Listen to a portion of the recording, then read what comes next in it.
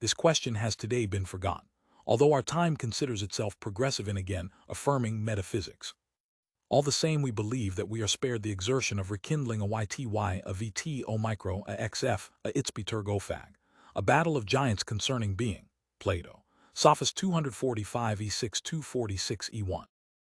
But the question touched upon here is hardly an arbitrary one. It sustained the avid research of Plato and Aristotle, but from then on ceased to be heard as a thematic question of actual investigation. What these two thinkers achieved has been preserved in various distorted and camouflaged forms down to Hegel's logic. And what then was wrested from phenomena by the highest exertion of thought, albeit in fragments and first beginnings, has long since been trivialized. Not only that, on the basis of the Greek point of departure for the interpretation of being, a dogma has taken shape which not only declares that the question of the meaning of being is superfluous, but even sanctions its neglect. It is said that being is the most universal and the emptiest concept. As such, it resists every attempt at definition. Nor does this most universal, and thus indefinable concept need any definition. Everybody uses it constantly, and also already understands what is meant by it. Thus what troubled ancient philosophizing and kept it so by virtue of its obscurity has become obvious, clear as day, such that whoever persists in asking about it is accused of an error of method. At the beginning of this inquiry, the prejudices that constantly instill and repeatedly promote the idea that a questioning of being is not needed cannot be discussed in detail. They are rooted in ancient ontology itself. That ontology can in turn only be interpreted adequately under the guidance of the question of being which has been clarified and answered beforehand. One must proceed with regard to the soil from which the fundamental ontological concepts grew, and with reference to the suitable demonstration of the categories and their completeness. We therefore wish to discuss these prejudices only to the extent that the necessity of a repetition of the question of the meaning of being becomes evident. There are three such prejudices. 1. Being is the most universal concept.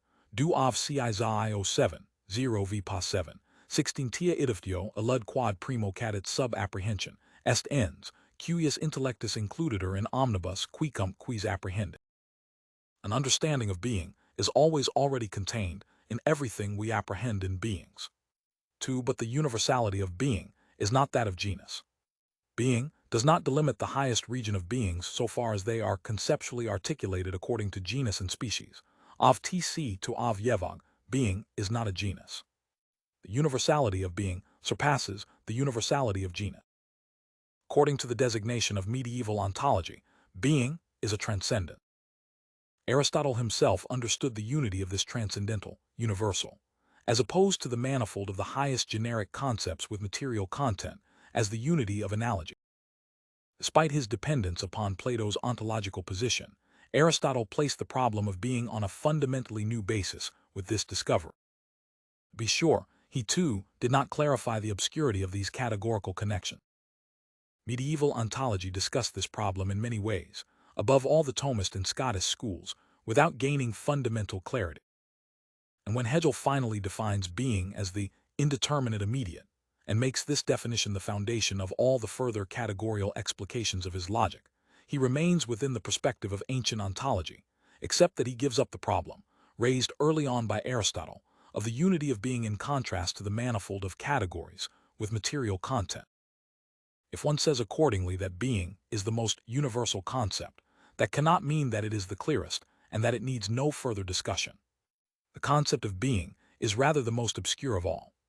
2. The concept of being is indefinable. This conclusion was drawn from its highest universality, and correctly so, if definition fit per genus proximum et differentium specificum, if definition is achieved through the proximate genus and the specific difference. Indeed, being cannot be understood as a being. Inti non additur natura, being cannot be defined by attributing beings to it. Being cannot be derived from higher concepts by way of definition, and cannot be represented by lower ones. But does it follow from this that being can no longer constitute a problem? Not at all. We can conclude only that being, sane, is not something like a being sien. Thus the manner of definition of beings which has its justification within limits, the definition of traditional logic, which is itself rooted in ancient ontology, cannot be applied to being. The indefinability of being does not dispense with the question of its meaning, but forces it upon us. 3. Being is the self-evident concept. Being is used in all knowing and predicating, in every relation to being sayenden and in every relation to oneself, and the expression is understandable without further ado. Everybody understands the sky is blue, I am happy in similar statement. But this average comprehensibility only demonstrates the incomprehensibility. It shows that an enigma lies a priori in every relation, and being toward beings as being. The fact that we live already in an understanding of being, and that the meaning of being is at the same time shrouded in darkness, proves the fundamental necessity of retrieving the question of the meaning of being. If what is self-evident, and this alone the covert judgments of common reason, Kant, is to become and remain the explicit theme of our analysis, as the business of philosophers, then the appeal to self-evidence in the realm of basic philosophical concepts, and indeed with regard to the concept being, is a dubious procedure. However, consideration of the prejudices has made it clear at the same time that not only is the answer to the question of being lacking, but even the question itself is obscure and without direction. Thus, to retrieve the question of being means first of all to work out adequately the formulation of the question.